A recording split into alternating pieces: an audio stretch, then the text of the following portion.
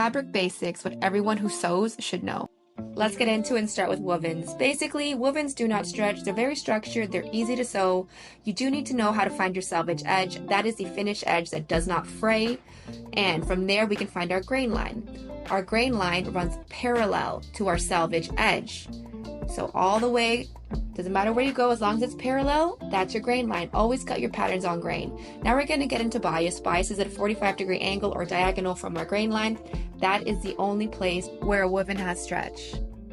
You guys see how beautifully it stretches on bias? It's amazing. Here's another visual recap. So again, if it frays, it is not selvage. Frays, not selvage. Frays, not selvage. That doesn't fray. That is a selvage. That is your grain line parallel. And there is your bias. Now let's talk about knits. So knits come in either 2 or 4-way stretch. They're very stretchy and flexible, but they are more difficult to sew. There is a selvage edge, but grain line doesn't matter because it's not made the same as wovens. So this one here is a 4-way stretch. It stretches lengthwise and widthwise. Goes both ways all the way around. Super great for sportswear. Here's 2-way stretch. When we look at it, it only stretches in one direction, either lengthwise or widthwise. There we have some stretch, but there we do not. The cool thing about this one though, since it's 2-way, it does also stretch on bias. There we go, stretchy bias. Hope you guys like this video. Happy sewing.